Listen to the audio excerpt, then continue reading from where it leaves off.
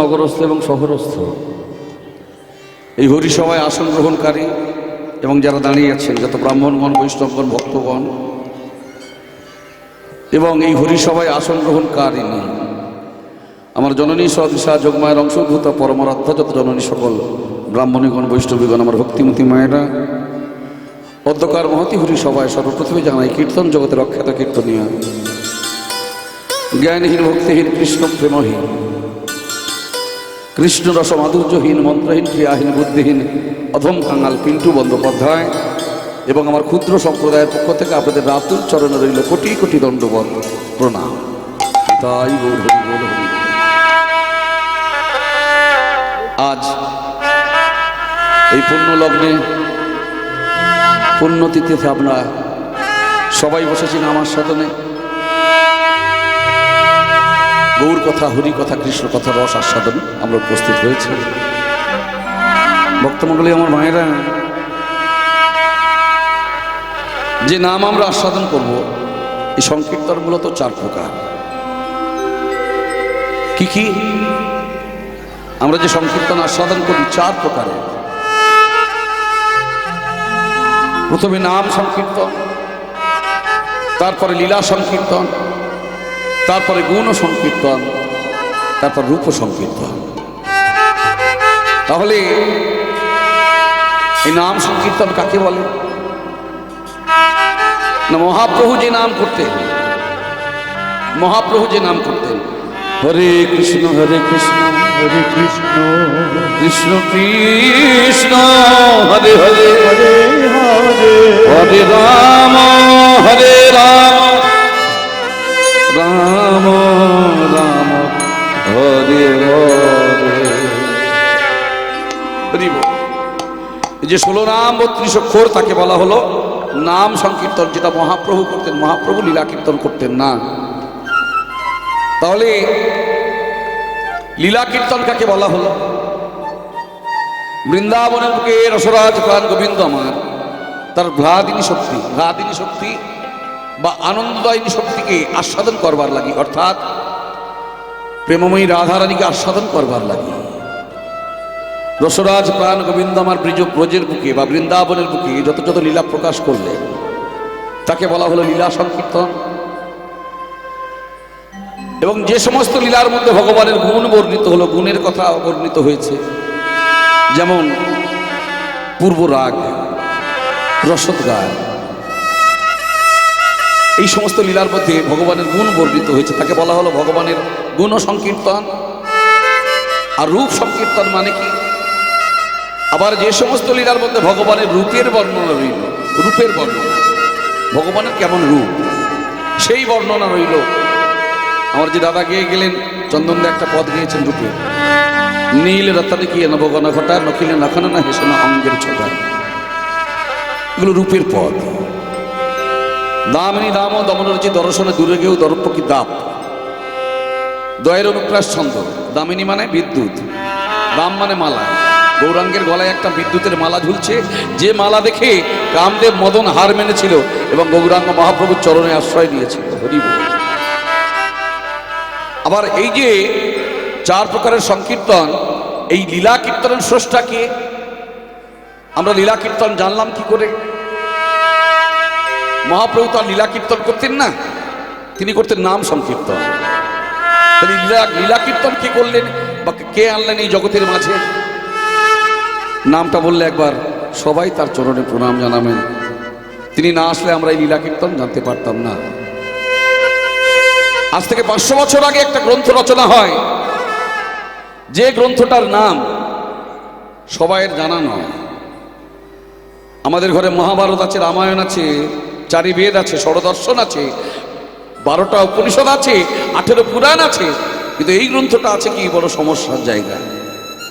যে গ্রন্থটা ঠিক ঠিক না বোধগম্য হলে এই লীলারস আস্বাদন একটু অসুবিধা হয়। গ্রন্থটার নাম হলো উজ্জ্বল নীলমণি গ্রন্থ।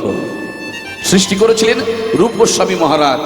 সেই গ্রন্থ দেখলেন এক ব্যক্তি, যার বাংলাদেশে খেতুড়ি গ্রামে ঘর, বাংলাদেশে খেতুড়ি গ্রামে ঘর, শ্রীপাঠ তার খেতুড়ি গ্রাম, যার নামটা বললে একবার প্রণাম জানাবেন সবাই। নাম হলো ভক্ত নরোত্তম দাস ঠাকুর মহাশয়।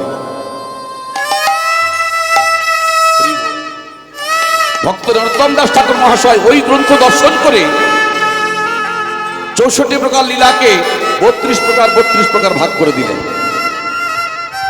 তাহলে 32 প্রকার মিলন রসের লীলা আর 32 প্রকার বিরহ রসের লীলা, যাকে যাকে ভালো ভাষায় ভালো বাংলায় বলা হয় সম্ভোগ লীলা আর বিপ্রলম্ভ লীলা। 32, 64। এখন আজকের যে লীলা আমরা আস্বাদন করব, ভক্তমণ্ডলী আমার ভক্তিপতি মায়েরা, তার জন্য কৃতিত্বটাই ভক্ত নরোত্তম দাস ঠাকুর মহাশয়ের, যিনি ছিলেন হরিদাস স্বামীর ছাত্র। হরিদাস স্বামীর 2 ছাত্র। এখনো বৃন্দাবনে কারা গেছেন বাবা? একটু হাত তুলে জানাবেন। বৃন্দাবনে গিয়েছিলেন? ওই যে সেবাকুঞ্জের মধ্যে দেখবেন একজনের সমাধি আছে, তার নাম হরিদাস স্বামী। এই হরিদাস স্বামীর 2 ছাত্র, একজন হচ্ছেন তানসেন, মানে সম্রাট আকবরের নবরত্নের একজন তানসেন, আর আরেকটি ছাত্র হলেন আমাদের এই ভক্ত নরোত্তম দাস ঠাকুর মহাশয়। ওখান থেকে উনি কীর্তন শিখেছিলেন এবং একটা নতুন ঘরানার সৃষ্টি করেছিলেন, গরানাতি ঘরানার কীর্তনের সৃষ্টি করেছিলেন আমাদের এই ভক্ত নরোত্তম দাস ঠাকুর মহাশয়। তাহলে আজকে লীলা আস্বাদন, সেই লীলা কীর্তন। তবে প্রথমেই বলে রাখি, যেখানে বিশ্বাস নাই সেখানে ভগবান নাই, আর যেখানে বিশ্বাস আছে সেখানে ভগবান আছে। সেই বিশ্বাসে ভর করে আমরা সবাই উপস্থিত হয়েছি এই হরিসভায়। একদিন বিভীষণ, বিশ্বাসটা কি বস্তু দেখুন। একটা প্রবাদ আছে মায়েরা, বিশ্বাসে মিলায় বস্তু তর্কে বহুদূর। তাহলে সেই বিশ্বাসটা কি বস্তু আমরা একটু দেখবো। কোথায় না, ত্রেতা যুগে গিয়ে বিভীষণ বসে বসে নদীর তীরে ভগবানের নাম করছেন। হরি বল। নদীর তীরে বসে বসে প্রভু রামচন্দ্রের গুণগান গাইছেন। প্রভুজি প্রভুজি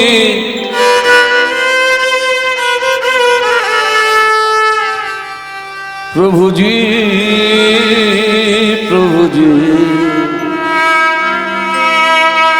প্রভুজি তুম চন্দন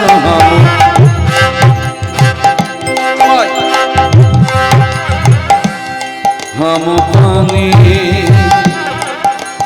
प्रभु जी तुम चंदन हम पाने, जाके यंग यंग बास समानी, जाके यंग यंग बास समानी। प्रभु जी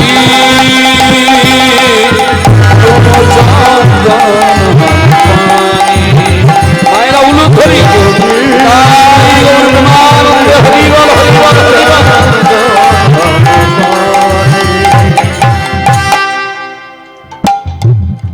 प्रभु जी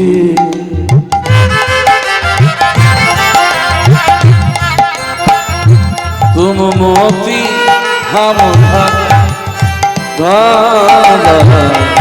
प्रभु जी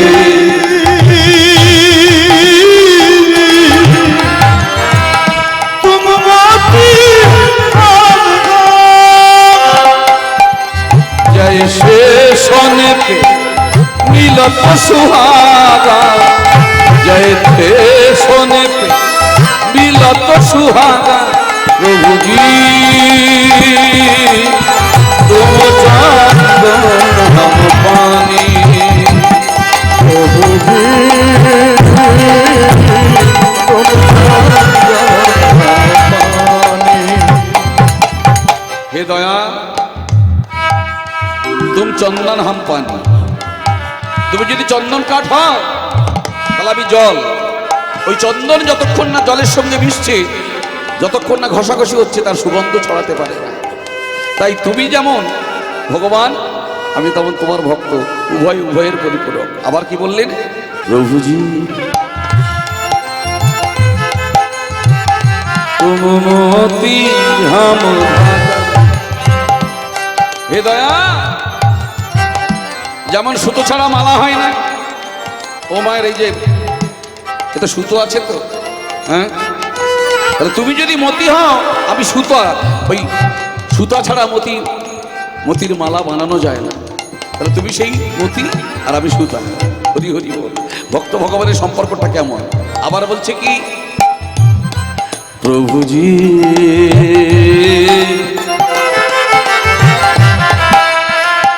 তুম স্বামী হাম দাসা দাসা। প্রভুজি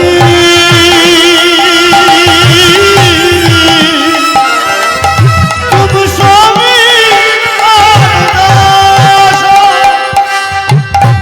ऐसे भक्ति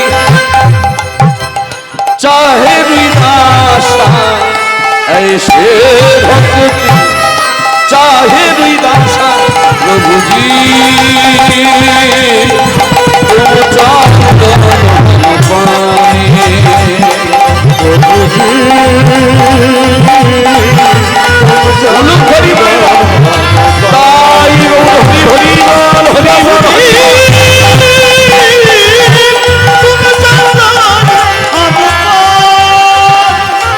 प्रभु जी तुम चांदन पानी। हरि हरि बोल। বিভীষণে বসে বসে নাম করছে, ভক্ত ভগবানের সম্পর্কটা জানাচ্ছেন। আর ঠিক সেই সময় একজন সেটা, বিভীষণ দাদা, ও বিভীষণ দাদা, এই কি হচ্ছে রে? কি চাস? কি চাস?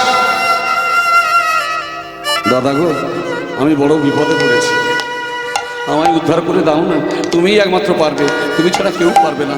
দাদা আমায় আমায় আমায় উদ্ধার করে দাও না। আরে আমি উদ্ধার করার কি? বিভীষণ বলছে আমি উদ্ধার করার কি? শোন বলি, উদ্ধার যদি পেতে হয় তিনি উদ্ধার করবেন। বল তোর কি হয়েছে? দাদা আমি নদীর ওপারে যাব, আমাকে যেতেই হবে, আমার বড় বিপদ, আমাকে যেতেই হবে, কিন্তু কোনো খেয়া নেই, আমি পারাপার হব কি করে? তুমি আমায় পার করে দাও না। বললো পরের খেয়াতে যাবি? বললো শেষ খেয়া চলে গেছে, আর যাবার মতো উপায় নেই। তো তোমার উপর আমার বিশ্বাস আছে, তুমি আছে বিশ্বাস আছে? বললো হ্যাঁ। নামের প্রতি? বললো হ্যাঁ। নামের প্রতি? নাম নামই অভেদ, অর্থাৎ ভগবান আর ভগবানের নাম একেবারে অভেদ, ভেদ করা যায় না। তাহলে যদি নামের প্রতি বিশ্বাস থাকে, যদি নামের প্রতি বিশ্বাস থাকে, এই ভাই তুই পেরিয়ে যেতে পারবি। বললো দাদা তুমি আমায় পার করে দাও না। বলে একটু দাঁড়া। দাঁড় করিয়ে দিয়ে বিভীষণ কি করেছে, একটা গাছের কাছে গিয়ে গাছের পাতা ছিঁড়েছে। গাছের পাতাটা ছিঁড়ে কাঁদতে কাঁদতে চোখের জল দিয়ে 3 বার লিখে দিল, জয় রাম জয় রাম জয় রাম। এই 3 বার লিখে পাতাটাকে মুড়ে দিয়েছে, দিয়ে 4 পাট করে মুড়িয়ে ওই ব্যক্তির কাপড়ের এরকম মুড়ে বেঁধে দিয়েছে। বলো শোন ভাই, এইটা বেঁধে দিলাম, তোর যদি বিশ্বাস অটুট থাকে ওই ভগবানের চরণে, ভগবানের নামের প্রতি যদি তোর বিশ্বাস থাকে, অচিরেই তুই পারাপার হয়ে যেতে পারবি ওই জলের উপর দিয়ে হেঁটে। যা দেখি প্রভু রামচন্দ্রের নাম স্মরণ করে যেই না জলের উপরে পা দিয়েছে, যেই জলের উপর পা দিয়েছে চিৎকার করলো, বিভীষণ দাদা এই দেখো এই দেখো, আমি জলের উপরে পা দিয়েছি, মাটির মতো আটকে গেছে, জলের ভিতরে আমার পা প্রবেশ করলো না। বললো বিশ্বাসটা যেন থাকে, খবরদার তুই পেরিয়ে চলে যায় হেঁটে, তবে এইটা খুলবি না, এইটা খুলবি না, খুললে কিন্তু বিপদে পড়বি। বলো ঠিক আছে দাদা। আবার ফের বাঁপাটা নিয়ে যেই দিয়েছে জলের উপরে, জলের উপর আমরা যেমন মাটির উপরে হাঁটি, ঠিক জলের উপর ওই ব্যক্তি দাঁড়িয়ে আছে। বিশ্বাসটা কি দেখ, বস্তু দেখুন, হরি বল। এবার হাঁটতে হাঁটতে চলে যাচ্ছে, কিন্তু একটা প্রবাদ আছে, আমার বাবারা এবং মায়েরা ওই পিপিলিকার পাখা ওঠে, পরেরটা জানা আছে? বলুন একটু। পিপিলিকার পাখা ওঠে হ্যাঁ মরার জন্য। মাঝ নদীতে গিয়ে মনে মনে ভাবলো কি এমন আছে এতে বাঁধা, এর জন্য আমি পেরিয়ে যাচ্ছি, হ্যাঁ এর জন্য আমি না না আমার ভজন বলে আমি পেরুচ্ছি, আমি ভজন করেছি, আমি সাধন করেছি, সেই বলে আমি বলিয়ান হয়ে আমি নদী পেরিয়ে যাচ্ছি। এই যে আমিত্ব ভাব, আমিটা কি? হ্যাঁ দুটো হাত আছে আমাদের, যদি বলে দুদিন কাজ করব না, হাত বলে যদি কাজ করব না তাহলে আমি আছি। দুটো চোখ আছে বললো যদি দুদিন দেখবো না তবু আমি আছি। দুটো কান আছে যদি বলে দুদিন শুনবো না, আমি আছি। বদন যদি বলে দুদিন কথা বলবো না, আমি আছি। চরণ যদি বলে দুদিন চলবো না তবু আমি আছি। কিন্তু আমার ভিতরে যিনি আছেন 24 ঘন্টায় 21,600 বার যাচ্ছে আর আসছে। 24 ঘন্টায় 21,600 বার আসছেন আর যাচ্ছেন। তিনি যদি না থাকেন, বলো হরি হরি বলো হরি, তাহলে আমি মানে সেই ভগবান। তাহলে ভগবানের চরণে জানাতে হয় যে আমি কিছু না, তুমি সব। আমিত্ব প্রকাশ করলেই ভগবানের কৃপা থেকে বঞ্চিত হয়। তাই করলো, তাই হলো। ওই ব্যক্তি বলল আমার যদি যাচ্ছি, আমি ভজন করেছি, এই ভজনে বলে যাচ্ছে, দেখি তো কি বেঁধেছে, কি বেঁধেছে দেখি। ওই বাঁধনটা খুলতে লাগলো, আর যেই খুলে ফেললো টপ করে ডুবে গেল। বিভীষণ দাদা, বিভীষণ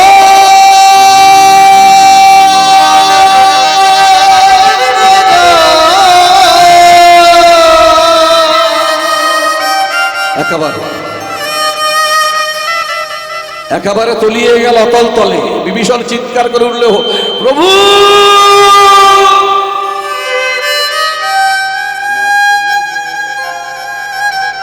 হরি হরি, এ তুমি কি করলে প্রভু? বিভীষণ, আমার প্রতি যার বিশ্বাস নাই,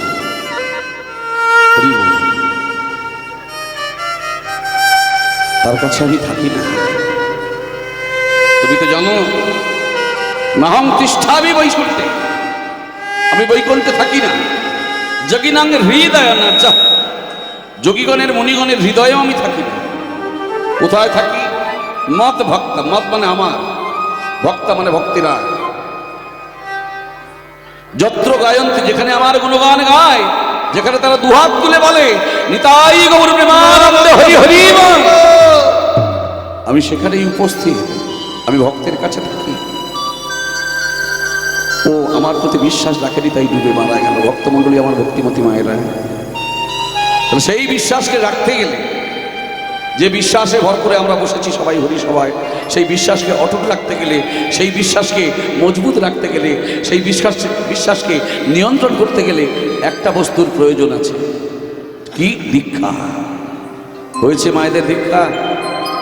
হ্যাঁ, বাবাদের দেখে বুঝতে পারছি দীক্ষা হয়ে গেছে। কি গো মায়েরা, সবাইয়ের দীক্ষা হয়েছে? এখনো যাদের হয়নি, আমি চরণে ধরে বলে যাই দীক্ষা মন্ত্রটা নেবেন, না হলে ঈশ্বরের নাম শুনে কোনো কাজ নেই। না হলে এই হরিনাম শুনলে কোনো ফল হবে না। শুধু তাই নয়, পূজার্চনা করেও কোনো ফল হবে না। তীর্থে তীর্থে ভ্রমণ করলেও কিছু হবে না, কোনো পুণ্য লাভ হবে না। এমনকি পিতৃমাতৃ শ্রাদ্ধ ক্রিয়াও করতে পারবেন না, কোনো লাভ হবে না। দীক্ষা এমনই এক বস্তু। আর সেই যারা দীক্ষা দিয়ে ভগবানের গুণগান করেন তারাই কৃপা পায়। এই দীক্ষা সম্বন্ধেও একটা শিক্ষা দিয়েছিলেন ভগবান, অর্জুনকে একটা শিক্ষা দিয়েছিলেন। একদিন অর্জুন বসে বসে ভগবানের গুণগান গাইছে। কৃষ্ণ কৃষ্ণ বলো মুখে, কৃষ্ণ কৃষ্ণ বলো মুখে, কৃষ্ণ কৃষ্ণ বলো মুখে, কৃষ্ণ কৃষ্ণ বলো মুখে, হরি হরি হরি হরি হরি হরি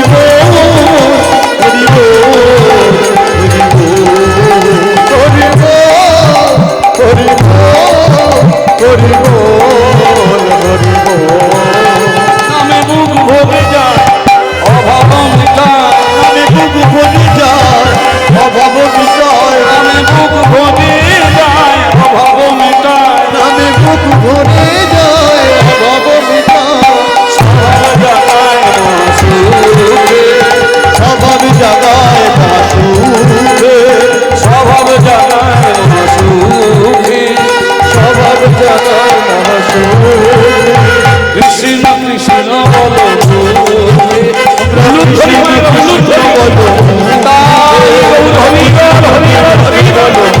মুখে, কৃষ্ণ কৃষ্ণ বলো মুখে, হরি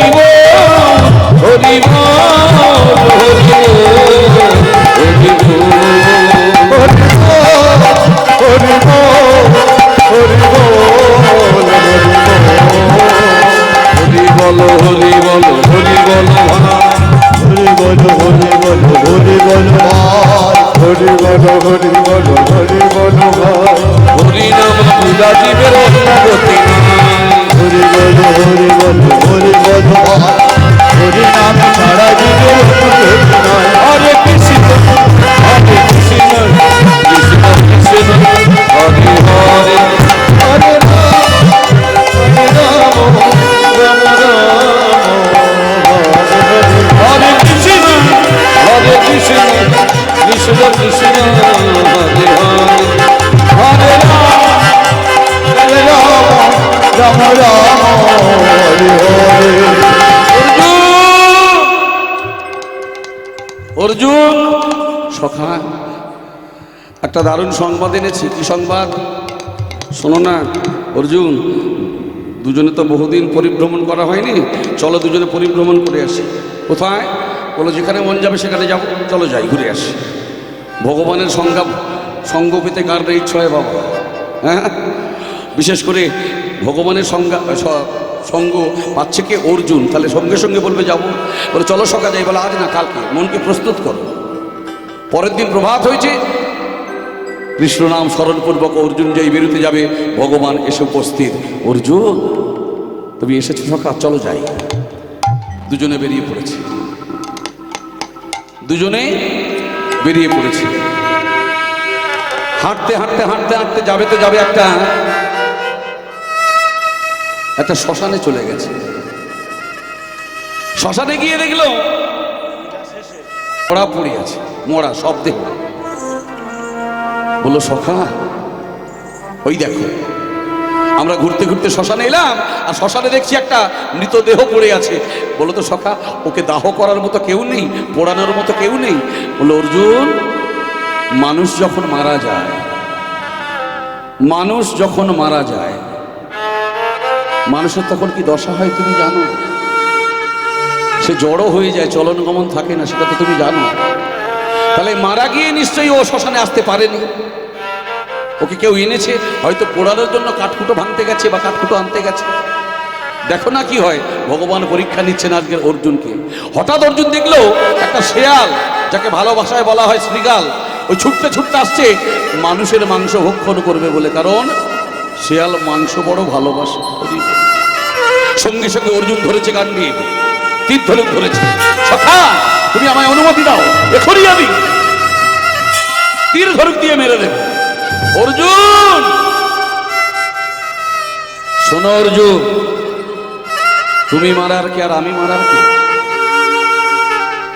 যে মারার বা যার মারার তিনি মেরে রেখেছেন। গান্ডিব নামাও, তীর ধনুক নামাও, দেখো না কি হয়। অর্জুন নামিয়ে নিল, আর ওই শেয়ালটা ছুটতে ছুটতে এসে ওই মৃত ব্যক্তি এমন চিত হয়ে শয়ন করেছিল, মারা গেছে তো, একেবারে বুকের উপরে চড়ে বসেছে। শেয়ালটা বুকে উঠেছে। বলো সকা দেখো, এবার ছিন্ন বিচ্ছিন্ন করে খাবে। বলো দেখো তুমি কি হয়। ওই শেয়ালটা মাংস খাওয়া তো দূরের কথা, বুকের উপরে উঠে কি করলো জানেন? বদনটা ভালো করে শুকে দেখলো। বদনটা শুকে দেখে বুকের উপর থেকে নিচে নেমে গেল। নিচে নেমে কর্ণ ভালো করে শুকলো, মানে কানে শুকলো। ওই কর্ণ শুকে অবশেষে কি করলো?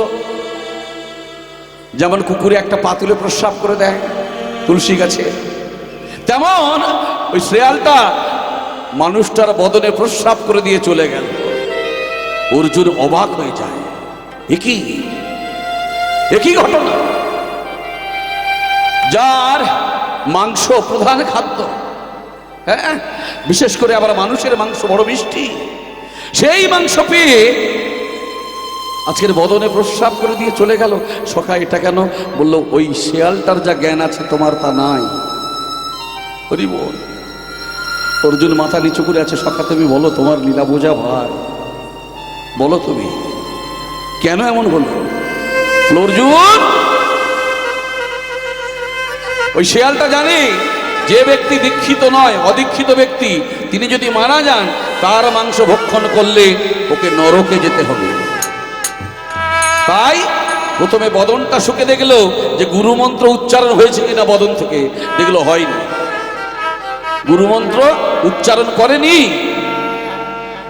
আর দ্বিতীয়বার বর্ণ সুখে দেখলো। কেন জানো? কেন?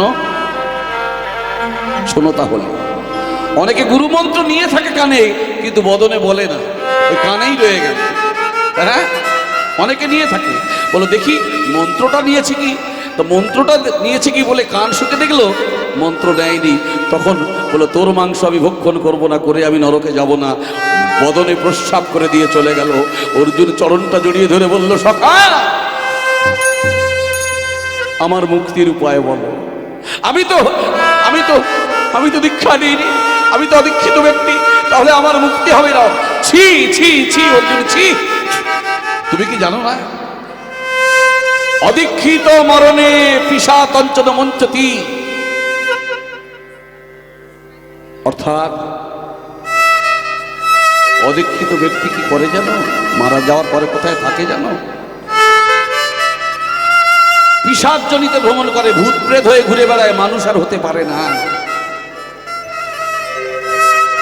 আবার বলছে অদীক্ষিত হপি মরণের রৌরব নরকং ব্রজে। অদীক্ষিত ব্যক্তি মারা গেলে তাকে আগুনের কুণ্ডে গিয়ে পুড়তে হয়, ধরে তাকে যমদূতেরা ধরে আগুনের কুণ্ডে পোড়ায়, রৌরব নরকে পোড়ায়। তারপরে পিশাচজনিতে ভূত প্রেত হয়ে ঘুরে বেড়ায়, মানুষ তারা হতে পারে না, পারে না, পারে না। তাই অর্জুন, তুমি আমার সঙ্গ করো, অথচ তুমি দীক্ষা দাওনি, এটা আমি ভাবতে পারি না। এই মুহূর্তে তুমি আমার সঙ্গ পরিত্যাগ করো। আছাড় দিয়ে পড়লো চরণ, সখা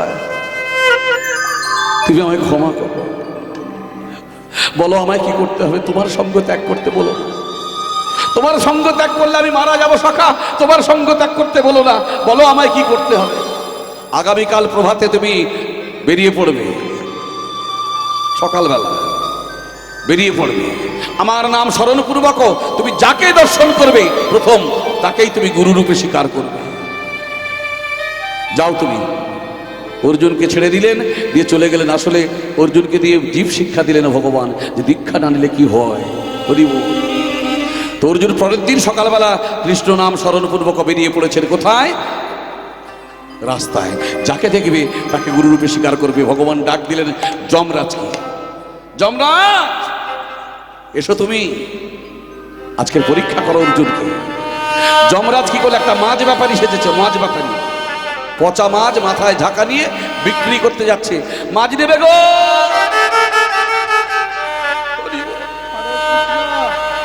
অর্জুন দেখতে পেয়েছে মাছ ব্যাপারীকে। রাজার ছেলে মাছ ব্যাপারীকে গুরু করবে, এটা কি সম্ভব? ভগবান পরীক্ষা নিলেন। অর্জুন পরীক্ষায় উত্তীর্ণ হলেন, আছাড় দিয়ে পড়লেন, গুরু গুরু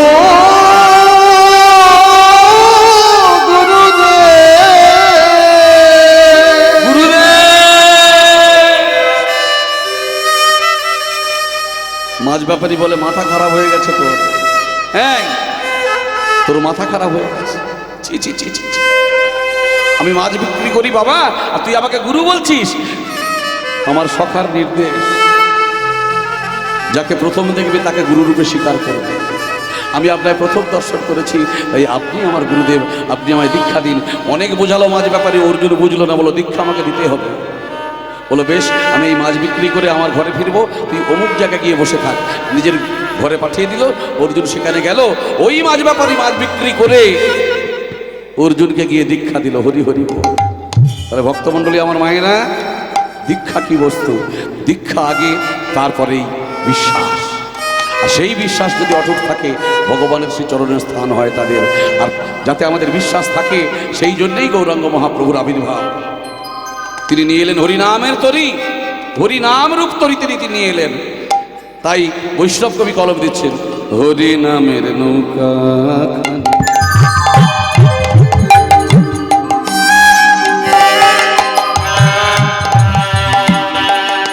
হরিনামের নৌকা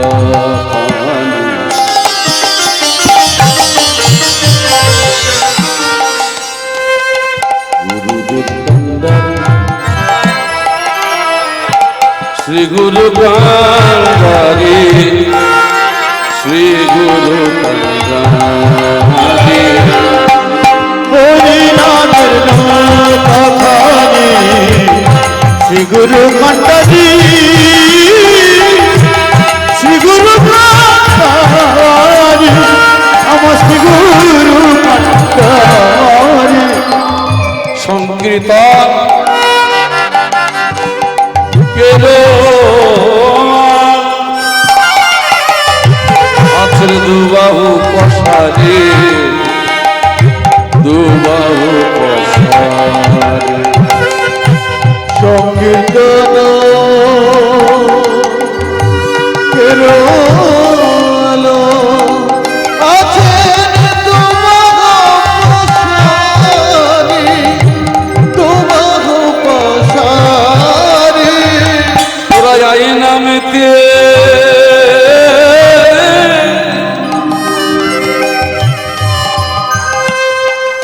আয়না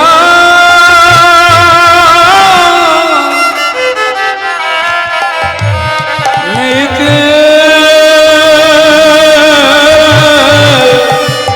তোরাই নামেতে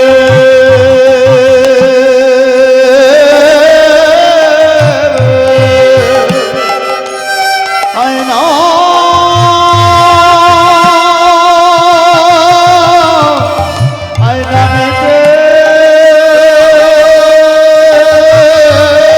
মুখে হরি বল বলে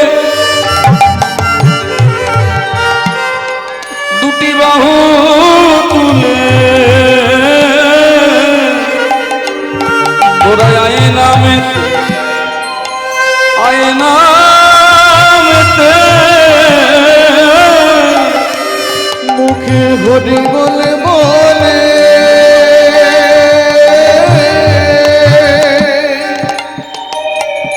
দুটি বাহু তুলে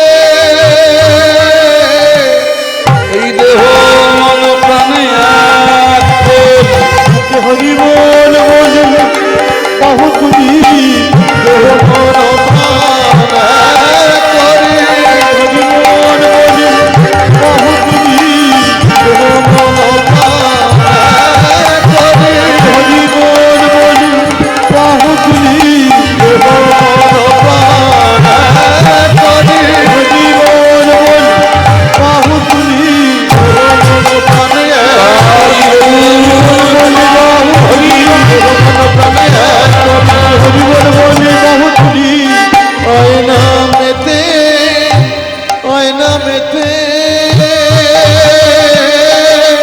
সংকীর্তন কেলো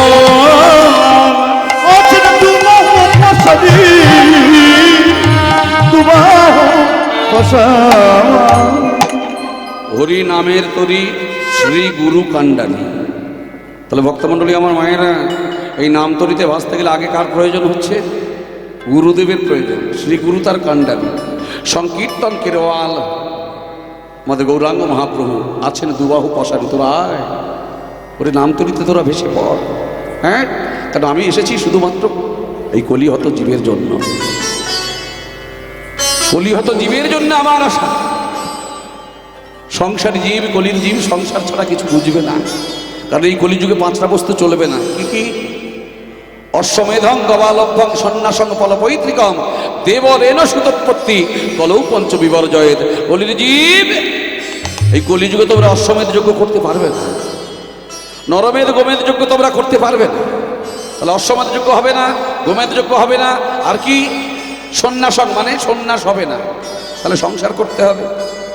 ফলপৈতৃকম মানে পিতৃমাতৃ শ্রাদ্ধে মাংস ভক্ষণ চলবে না। শ্রাদ্ধের দিনে মাংস হয়? হয় না। তাহলে আর কি দেবরেণ সুতোৎপত্তি, অর্থাৎ স্বামী যদি মারা যায় পরের দেবরকে বিয়ে করে সন্তান উৎপাদন করবে, এটা হবে না কলিযুগে। তাহলে পাঁচটা বস্তুর মধ্যে আছে সন্ন্যাস। সন্ন্যাস যদি না চলে তাহলে সংসারে তোমরা এসো। আমি তোমাদের জন্য দুবার সংসারকে আশ্রয় করলাম। একবার লক্ষ্মীপ্রিয়া দেবীকে বিবাহ করলেন, তিনি যেই মারা গেলেন আবার বিষ্ণুপ্রিয়া দেবীকে বিয়ে করলেন। আবার দেখুন পঞ্চতত্ত্বের একেবারে দক্ষিণে দাঁড়িয়ে আছেন, এত বড় করে দাড়ি, এত বড় করে দাড়ি, কি নাম? হ্যাঁ, বলে রবীন্দ্রনাথ ঠাকুর। দাড়ি থাকলেই রবীন্দ্রনাথ, হরি হরি বল। তো ভক্তমণ্ডলী আমার মায়েরা, যার নাম অদ্বৈত মহাপ্রভু, অদ্বৈত প্রভু, তিনি দুটো বিয়ে করলেন, শ্রীদেবী সীতা দেবী। আবার দেখুন মহাপ্রভুর যিনি বড় দাদা অবধূত শ্রীপাদ নিত্যানন্দ প্রভু, তিনি দুটো মরা মেয়েকে বিয়ে করলেন। মরা মেয়ে মারা গেছে, তাদেরকে বিয়ে করে জীবিত করেছে। তাহলে পঞ্চতত্ত্বের তিন পিতা দুটো দুটো করে বিবাহ করলেন। কেন? আমাদের জন্য, যে কলির জীব তোমরা সংসারে এসো। এখান থেকে খঞ্চি মোড় পর্যন্ত যেতে ওই পায়ে হেঁটে খালি হাতে সবাই যেতে পারে, কিন্তু এক মন বোঝা যে মাথায় নিয়ে যেতে পারে সেই হলো বীর। ঠিক তেমন এই কলিযুগে সংসারের বোঝা মাথায় নিয়ে যে আমায় ডাকতে পারবে, বলছেন কি মহাপ্রভু, সেই হলো বীর ভক্ত। তাই সমবেত ভক্তমণ্ডলী আমার ভক্তিমতী মায়েরা, সংসার থেকে যেন ভয় পাবেন না। দুটো কথা তো, সং আর সার। সংসার, সং আমরা সেজেছি, আমি ছিলাম ছেলে, এখন হয়েছি বাবা, দুদিন পরে হব দাদু, এটা সঙ্গের মেলা।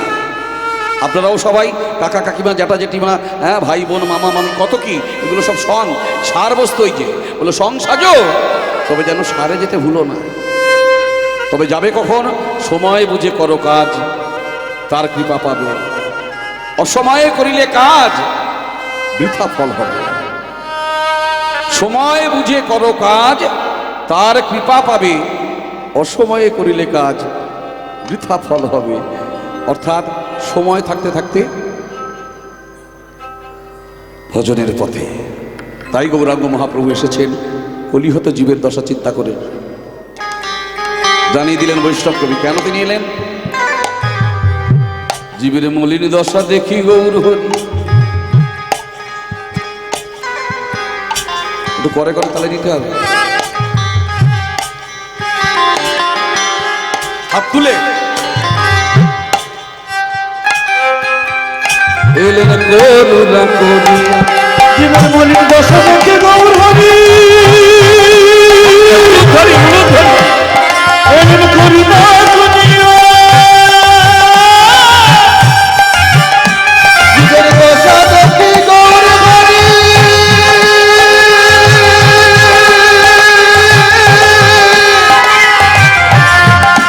এলেন করুণা করিয়া।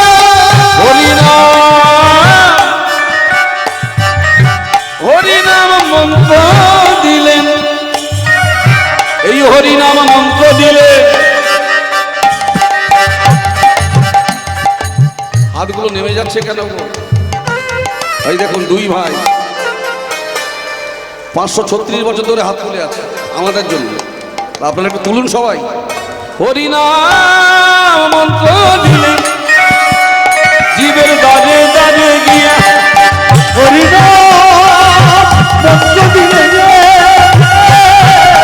হরি হরি বল। জীবের বারে বারে গিয়া, জীবের বারে বারে গিয়া। একবার হরি বল ভাই, হরি বল ভাই, হরি বল ভাই। হরি বল ভাই। এই নাম বিনা কলি জীবের অন্য গতি নাই। হরিনাম বিনা চলে দিবে অন্য গতি নাই। হরিনাম বিনা কলি জীবের অন্য গতি নাই।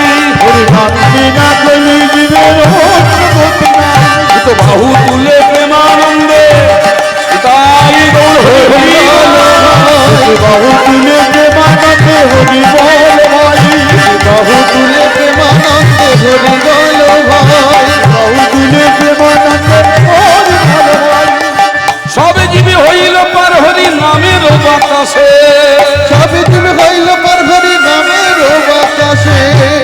হাতগুলো নেমে যাচ্ছে গো, একটু তোলা হোক না, আস্তে আস্তে আস্তে। আচ্ছা কষ্ট হচ্ছে বাবা মায়েরা, হাত তুলে দিতে কষ্ট হচ্ছে, একটু কষ্ট হোক না। হ্যাঁ হোক, একটু কষ্ট হোক। ভগবানের চরণে হাত না তুললে আত্মনিবেদন হয় না, আত্মসমর্পণ হয় না। সবে জীবে হইল পর হরি নামের বাতাসে। সবে তুমি হইল পার হরি নামের বাতাসে। সবে তুমি হইল পার হরি নামের বাতাসে। সবে তুমি হইল পার হরি নামের বাতাসে। হরিয়া রহিল আপনার দেশে। পড়িয়া রহিল আপনার দেশে। পড়িয়া রহিল আপনার দেশে। আমাদের চরণ ছাড়া করুণা, চরণ ছাড়া করুণা, চরণ ছাড়া করুণা, চরণ ছাড়া করুণা, চরণ চরণে আশ্রয় নিলাম চরণ ছাড়া করো না ওই চরণে আশ্রয় নিলাম চরণ ছাড়া করো না আজ তো তোমার দাস হলাম চরণ ছাড়া করো না আজ তো তোমার দাস হলাম চরণ ছাড়া করো না ওই চরণে আশ্রয় নিলাম চরণ ছাড়া করো না। হরি হরি বল। লোচন দাস ঠাকুর তার পদাবলী দিয়ে আমরা এতক্ষণ কথাগুলো আস্বাদন করলাম। বাংলার সম্পদ, বাঙালির সম্পদ, আজও বাঙালির শ্রেষ্ঠ সম্পদ গৌড়ীয় বৈষ্ণব পদাবলী। সেই পদাবলী অবলম্বনে আমরা যেটুকুনি কথা আস্বাদন করলাম তা থেকে বুঝলাম কি, গুরুচরণ আশ্রয় করে যদি ভগবানের চরণে বিশ্বাস রাখা যায়, অচিরেই গৌর গোবিন্দ কৃপা লাভ করা যায়। সাধিতে সাধিতে কৃষ্ণ কৃপা করে, এই জন্মে না হয় জন্ম জন্মান্তরে। তাহলে সাধনা করা সবাইয়ের দরকার। ধ্রুব যে ভগবানকে লাভ করেছিলেন, যে পাহাড়ে বসে সাধনা করেছিলেন, হরি হরি বল, সেই পাহাড়টা হাড়ের পাহাড়, হাড়ের পাহাড়।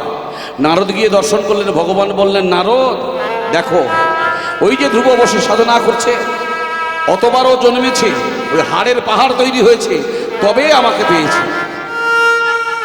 তাহলে কত জন্ম গেছে, তবে একটা হাড়ের পাহাড় তৈরি হয়েছে, সেই পাহাড়ের উপরে বসে ধ্রুব সাধনা করেছিলেন। তাহলে সাধিতে সাধিতে কৃষ্ণ কৃপা করে, এই জন্মে না হয় জন্ম জন্মান্তর, পরের জন্মে পাবো, না হলে তার পরের জন্মে। যেমন ঘষতে ঘষতে সোনা খাঁটি হয়, চকচক করে, কি মায়েরা ঘষে দিলে সোনা খাঁটি হয়, চকচক করে, পালিশ করে দিলে। ঠিক তেমন ভগবান এই যে দেহটুকু সোনাটা দিয়েছে, এটাকে ঘষা মাজা করতে হয়, কি দিয়ে? হরি নাম প্রেম দিয়ে ঘষা মাজা করতে হয়। যত ঘষবেন, অর্থাৎ যত নাম বলবেন, তত চকচক চকচক করবে। কোনটা? ভিতরে যিনি আছেন। আসলে আমরা তো সবাই দেহের যত্ন করি না, ভালো খাই, ভালো ভালো খাই, ভাত খাই, ডাল খাই, রুটি খাই, আবার ওই সব খাই, যেগুলো আমরা হরি সবাই বলা যায় না। তাহলে এই যে খাওয়া হচ্ছে, এগুলো দেহের যত্ন হয় না। দেহটা একটা খাঁচা স্বরূপ। পাখির যত্ন যদি না করা যায়, যদি পাখি একবার উড়ে চলে যায়, তাহলে দেহ আর কোনো, সঙ্গে সঙ্গে বলো হরি বলো হরি বলো হরি। তাহলে ভক্তমণ্ডলী আমার মায়েরা, আমরা খাঁচার যত্ন করি, খাঁচার ভিতরে পাখির যত্ন কজন করলাম মা? তাই চৈতন্য দর্শন বলছে, ভাই যত্ন যদি করতে হয় দেহর যত্ন করো না, কারণ এই দেহের ভিতরে যে পাখি আছে, প্রাণ পাখি ভগবান স্বয়ং নিজে, তার যত্ন করো। তাকে যত্ন করলে তবে এই দেহ খাঁচাটা থাকবে, না হলে বৃথা তোমার এই দেহ খাঁচা, এই আছে এই নেই। তাকে যদি যত্ন করতে পারো, তাহলে একদিন না একদিন তাকে তুমি পেলেও পেতে পারো। হরি হরি বল। তাই এক রসিক কবি বাংলাদেশে এসেছিলেন, তিনি একটা গান রচনা করলেন আমাদের এই দেহকে নিয়ে। কি বলছেন? ওরে মন তুই রইলি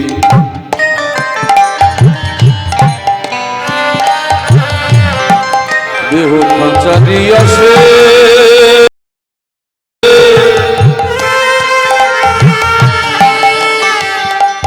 ওরে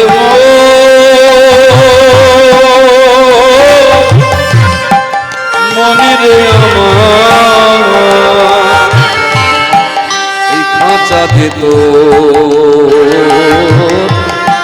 কাঁচা বাঁশে, মন তুই রইলি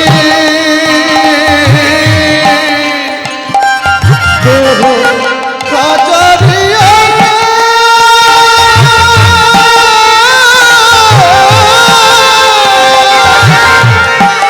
খাঁচা দিত কাঁচা বাঁশে। একদিন খাঁচা পড়বে খসে, একদিন খাঁচা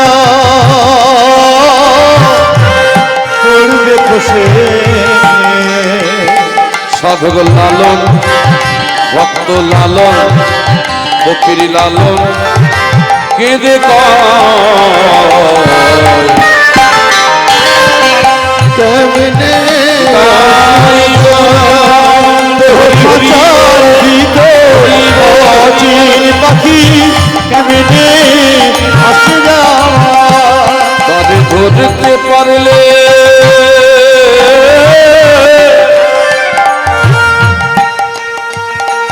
আমার মন বেরি তারে ধরতে পারলে আমার মন বেরি আমি দিতাম ভাইরে দিতাম পাখির মায়েরা উঠে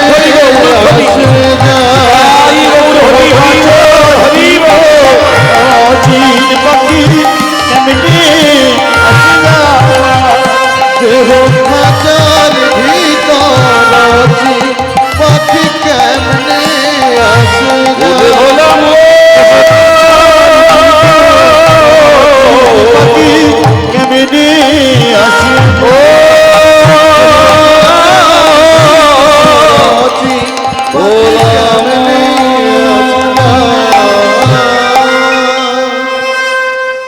মন তুই রইলি খাঁচার আসে খাঁচা যে তোর কাঁচা বসে কাঁচা বসে যেমন ঘুম ধরে তেমন আমাদের দেহটা ঘুম ধরা দেহ একদিনই খাঁচা পড়বে খুশি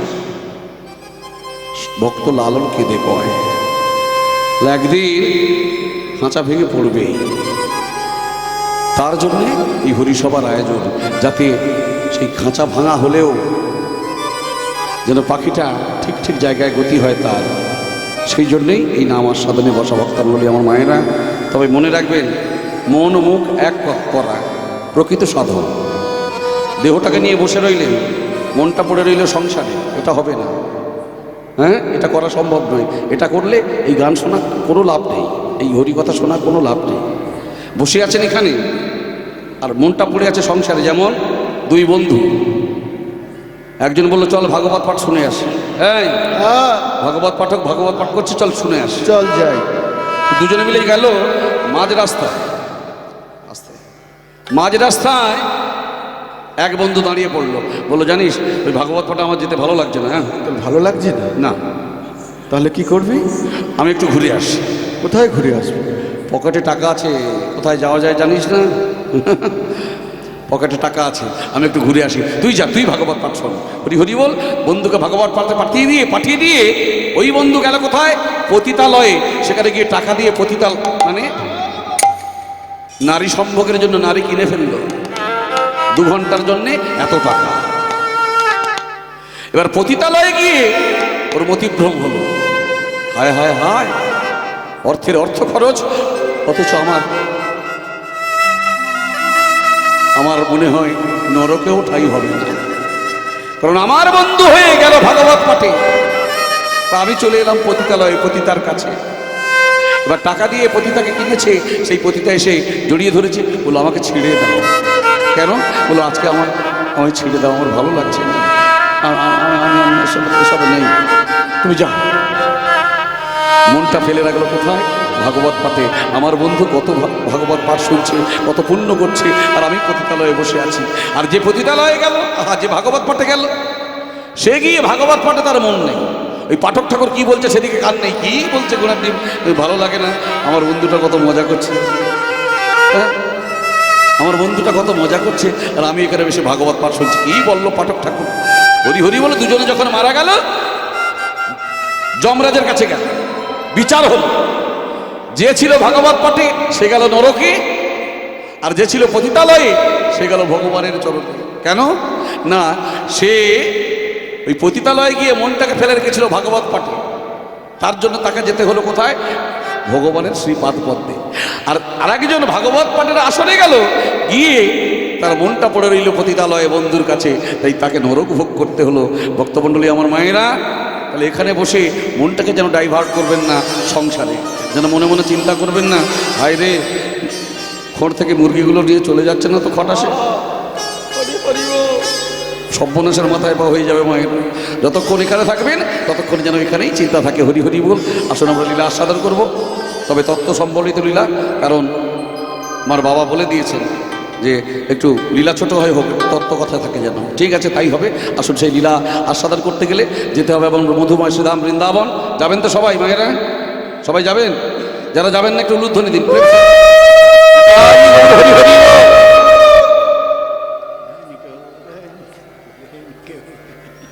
আর দিতে হবে না, খুব ভালো দিয়েছেন। হরে কৃষ্ণ। আমি বললাম যারা যাবেন না উলুধ্বনি দিন, একটু ভালো করে শুনুন। হরি বল। তাহলে মন কোথায় আছে বুঝতে পারছেন? মনটাকে ঠিক করতে হবে। মন মুখ এক করা প্রকৃত সাধন, কপটতা হলে পরে বৃথাই ভজন। চলুন সবাই যাই মধুময় ধাম বৃন্দাবন। একটা বাংলা গানের মাধ্যমে সবাই আমরা যাব ওই মধুময় ধাম বৃন্দাবন। চলুন যেতে যেতে উলুধ্বনি, শঙ্খ থাকলে শঙ্খধ্বনি, আর বাবারা সবাই মিলে হরিনামের ধ্বনি। গোঠের রাখা বলে দে রে কোথায় বৃন্দাবন, যেথায় রাখালে রাজা গোপাল,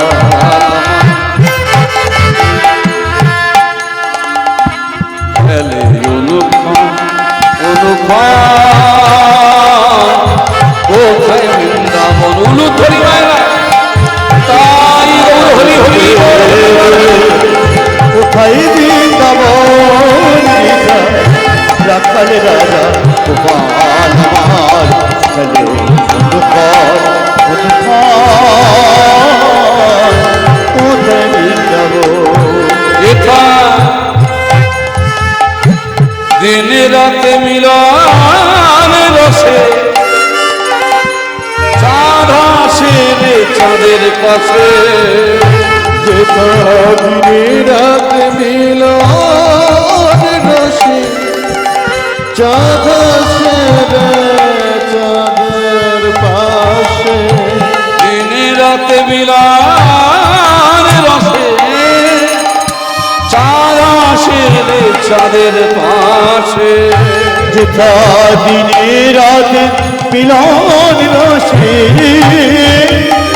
চাঁদ আসে রে চাঁদের পাশে। নৃত্য লীলা করে আমার মদন অনুক্ষণ কোথায় বৃন্দাবন। মায়েরা উলুধ্বনি গো প্রেম সে তাই গৌর প্রেমানন্দে হরি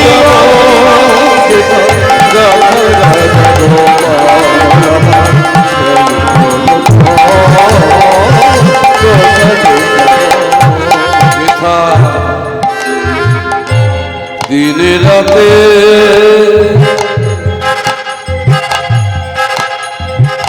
ঢেউ ওঠে রে শুনিলে যমুনা, দিনে রাতে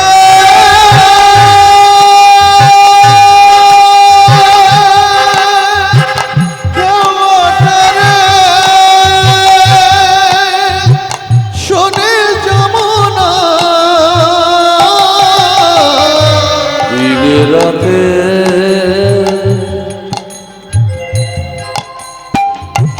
আজ যার কদম তলে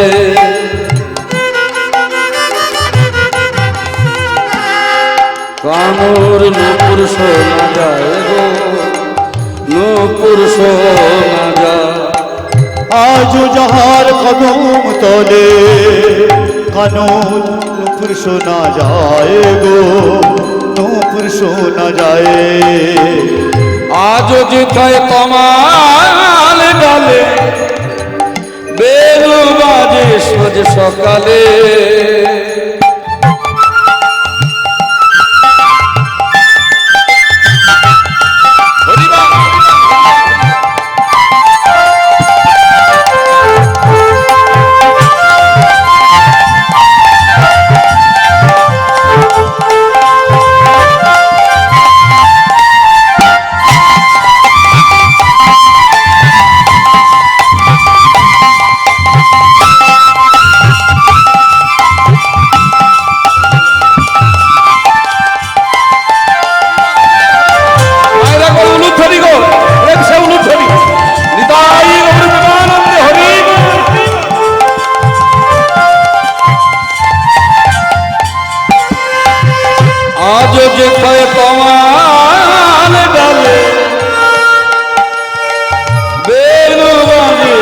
সকালে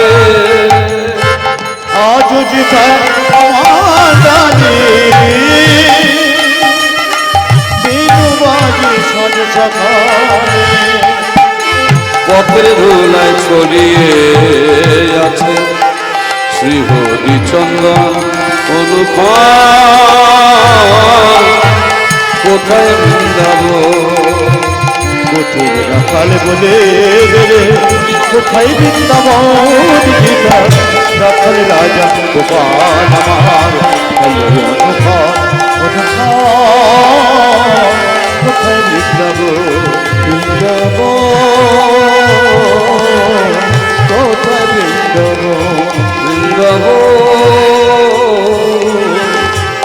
কোথায় বৃন্দাবন বলো বলো রাধা রানী কি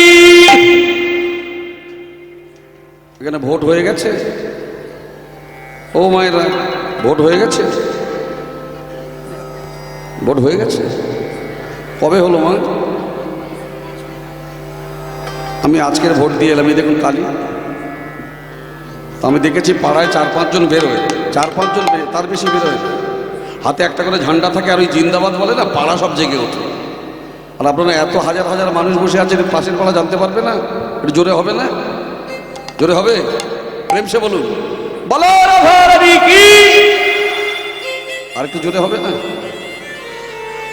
হ্যাঁ বেশ আরেকটু হোক সবাই মিলে উচ্চস্বরে বলো বলো রাধা রানী কি বৃষভানুরাজ নন্দিনী কি শ্রী কৃষ্ণপক্ষ বিলাসিনী কি কৃষ্ণ রাধারণী শক্তি স্বরূপিনী কি কৃষ্ণ প্রেম সমুদ্রের মারালিনী কি বলো রাধা রানী কি রাধা রানী কি রাধা রানী কি না কি সেটা জানতে হবে তো শুধু জয় দিলে তো হবে না জানতে হবে যে রাধা রানী কি এরকম বসে পড়েছেন আপনারা এখানে যারা দাঁড়িয়ে আছে তারা কারো বসেনি কারণ বসার জায়গা কম বড্ড যদিও তো আপনারা যারা বসেছেন কেউ ধুলাতে বসেছেন ধুলার উপরে কেউ বসেছেন বসেননি কেন না ধুলাতে বসলে কি হয় অপরিষ্কার তো ওঠার সময়